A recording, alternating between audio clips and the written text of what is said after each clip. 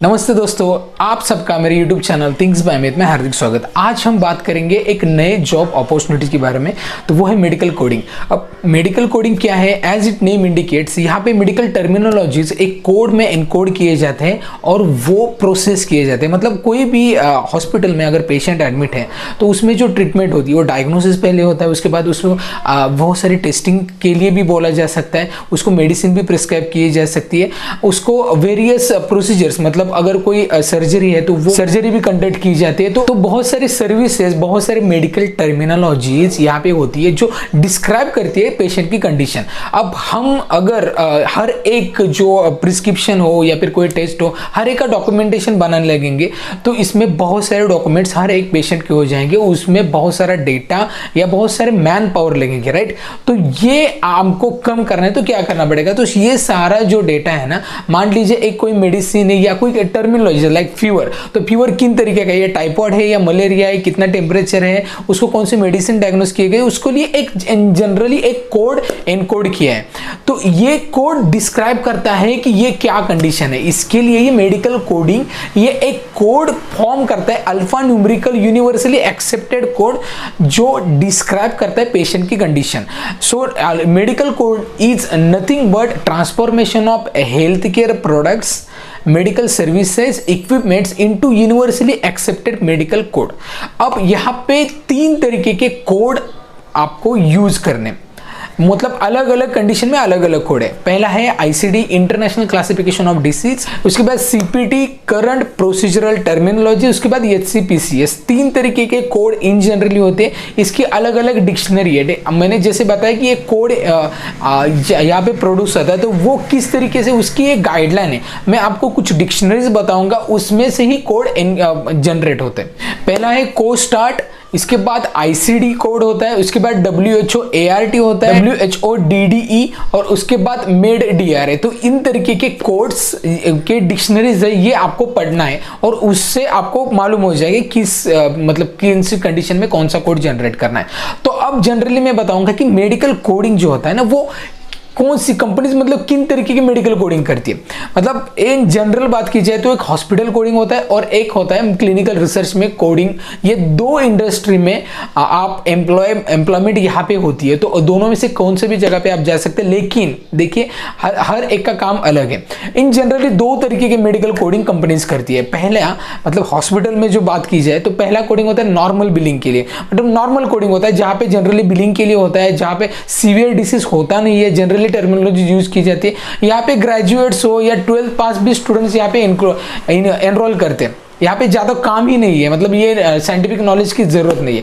लेकिन दूसरा है जो इन डेप्थ कोडिंग कंपनी करती है।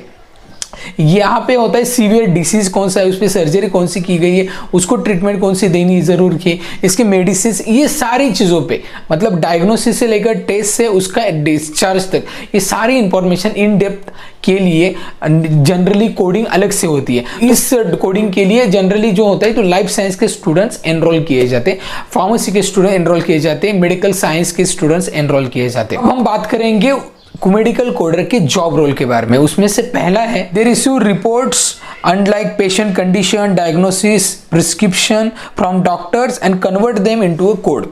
They analyzing several clinical statement and assign standard code by using ICD, HCPCS. Then to keep eyes on patient personal record such as doctors, prescription, diagnosis.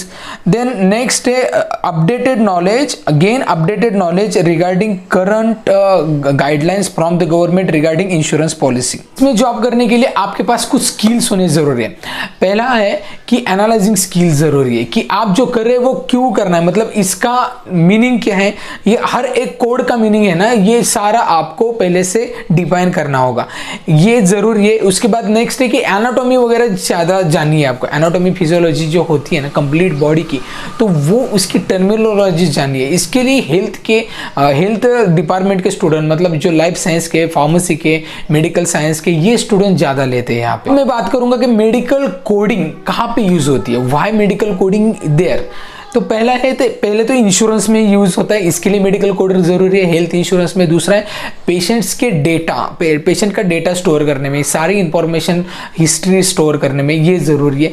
इसके बाद next है कि public research में, clinical research के लिए भी ये जरूरी है। तो ये 3 एप्लीकेशन जनरली है। बात करेंगे कि जॉब अपॉर्चुनिटीज, आपको कहाँ पे जॉब अपॉर्चुनिटीज है। पहले तो हॉस्पिटल्स में, दूसरा है क्लिनिक्स में, तीसरा है क्लिनिकल रिसर्च ऑर्गेनाइजेशन में भी लगेंगे। मेडिकल कोडिंग के खुद की कंपनीज भी होती है, वहां पे भी लगेंगे। उसके बाद हेल्थ केयर IT के बहुत सारी कंपनीज में आप लगेंगे। मैं कुछ कंपनीज के नाम लूंगा जहां पे आप रिक्रूट किए जा सकते हैं। Optimus, Episource, Access Health Care, Pacific Venture, Ajuba solution, GeBBS solution, Sutherland, ये कुछ मेडिकल कोडिंग की कंपनी है, यहाँ पे आप रिक्रूट हो सकते हैं। और साथ में हेल्थ केयर IT जैसे मैंने बताया, वहाँ पे TCS, कॉग्निजेंट, एक्सेंचर, इन तरीके की कंपनीज होती है। अब देखिए, अगर आपको यहाँ पे अच्छा करियर करना है ना, ब्राइट करियर करना है, तो आप एक सर्टिफाइड कोडर होनी जरूरी है। अब सर्टिफाइड कोडर मतलब सर्टिफिकेशन के लिए आपको कोर्स, अब कोर्स से एक इंपॉर्टेंट मैं आपको एग्जाम के बारे में बताऊंगा। एग्जाम 2 इंस्टीट्यूट यहाँ पे कंडक्ट करते हैं जो आपको सर्टिफाइड कोडर का एक सर्टिफिकेशन देते हैं। पहला है MSSO, med DRA support system organisation. उसके बाद AAPL, American Academy of Professional Coders. तो ये 2 तरीके के सर्टिफिकेशन है। तो देखिए, कोई कंपनी AAPL के अकॉर्डिंगली चलती है, कोई कंपनी MSSO के अकॉर्डिंगली चलती है।